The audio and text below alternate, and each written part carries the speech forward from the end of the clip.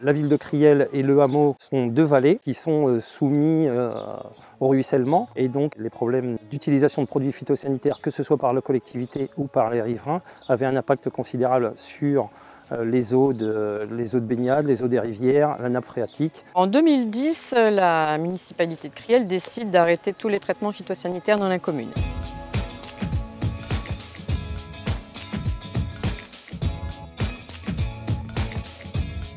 La Fredon avait accompagné la commune dans un premier temps sur un diagnostic, puis sur un plan de gestion. Une des préconisations de la Fredon, c'était d'essayer d'infiltrer au maximum les eaux de ruissellement.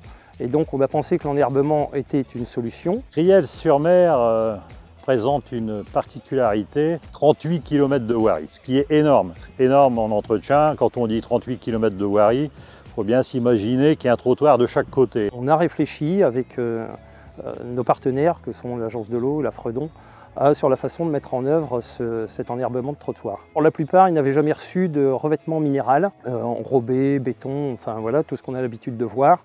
Pour beaucoup, c'était du mélange terre-pierre, donc envahi par les mauvaises herbes, enfin ce que les administrés considèrent comme étant des mauvaises herbes. Il fallait aussi trouver une solution pour que nos services puissent travailler efficacement et rapidement.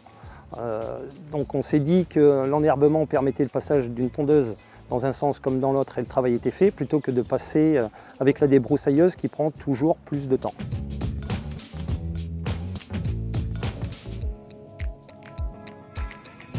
L'Agence de l'eau aussi a accompagné la commune pour aider à l'achat de matériel, qui était une alternative effectivement à l'utilisation des produits phytosanitaires. Chaque fois qu'on a à enfouir des réseaux sur la commune, on demande à l'entreprise donc chargée de l'enfouissement, quand ils font la remise en état, justement d'enherber les trottoirs. On a beaucoup misé malgré tout sur l'adhésion des concitoyens à ce projet, et en espérant aussi qu'à un moment donné, si on leur faisait des trottoirs qui étaient correctement enherbés, ils puissent eux en prendre la charge, l'entretien, ce qui faciliterait aussi la tâche pour nos services, ce qui allégerait considérablement la charge de travail. Quand on a eu la réunion avec les habitants, bien leur expliquer que si on réussissait ce sparring un peu fou d'enherber l'ensemble de nos trottoirs, eux ils avaient un intérêt personnel, c'est la valorisation de leur propre patrimoine.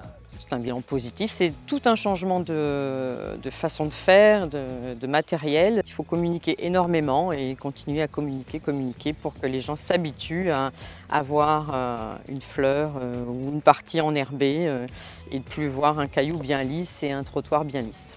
Donc on a vraiment tout à y gagner, en résumé, économiquement, sur le cadre de vie, sur la problématique de ruissellement. On a tout intérêt à développer ça sur la majeure partie de notre territoire.